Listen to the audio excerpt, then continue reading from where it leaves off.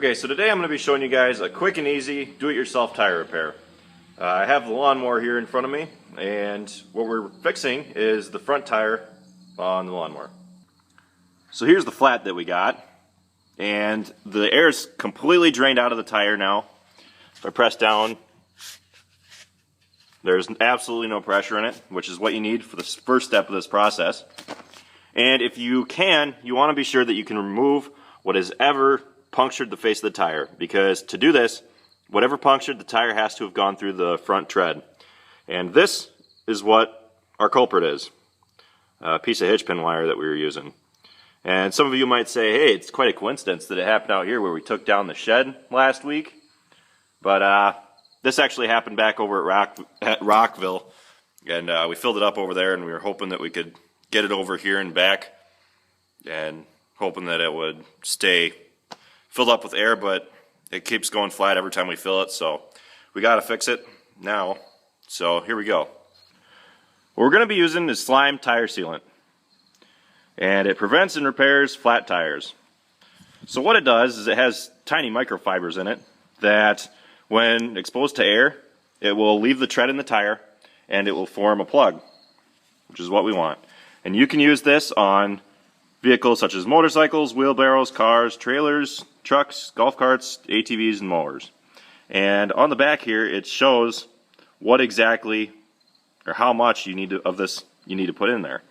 And for a mower, it says 24 ounces. And this bottle is exactly 24 ounces. So we're going to want to put this entire bottle of fluid in the tire. And you want to make sure that the valve stem is on the upper half of the tire, so that when you pour it in, it won't come pouring back out. Now the bottle actually comes with this handy dandy tool that you can use to remove the valve stem in the tire. So I got my tool here. I just gotta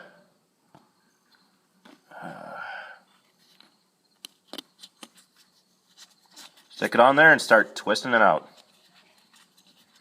And if there's any air left in the tire, it's going to come out now.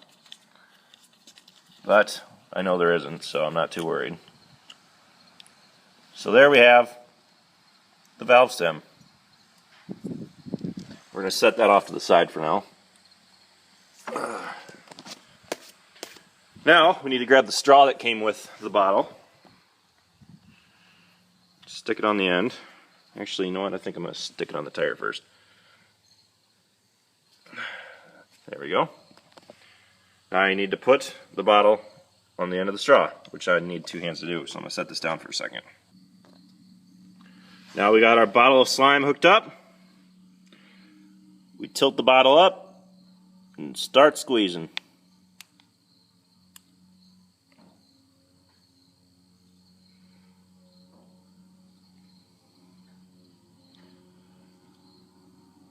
You're going to want to squeeze the entire bottle into the tire.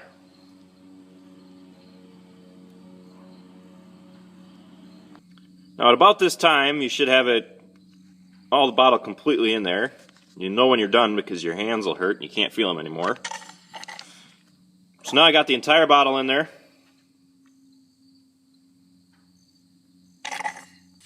So we're going to pull the bottle off. Now we have 24 fluid ounces of slime in the tire. What we're going to do now is we're going to replace the valve stem.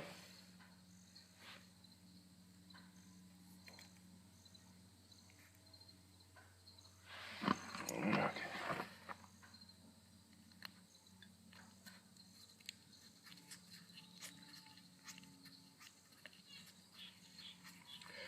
Now I'm not exactly sure if this stuff freezes in the winter, but what I do know is that this mower will be stored inside this winter, so we don't have to be concerned about it freezing inside the tire because the mower won't be in temperatures less than 50 degrees all winter. So now we got the valve stem back on, and what I'm going to want to do is I'm going to start filling the tire back up.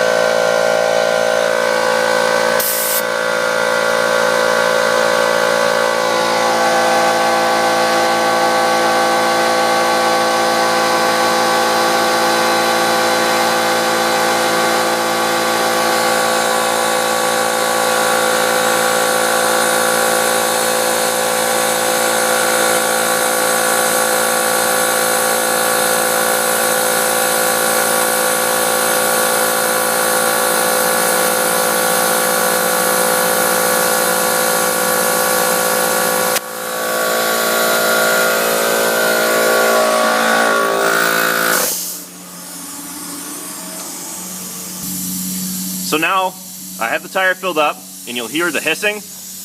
That hissing is where, it's right back in there, is where the wire went through the face of the tire. So what you're going to immediately want to start doing is hop on the mower and start doing your business. Because the slime in the inside of the tire will be circling around the bottom, and as it goes around, it will cover that hole, and it'll start leaking out of the hole, and then the microfibers will seal it up. So now we're going to start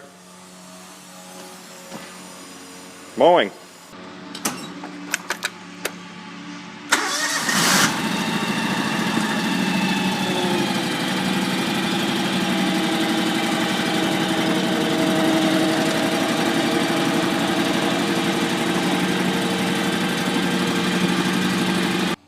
So I just took it around for a spin, and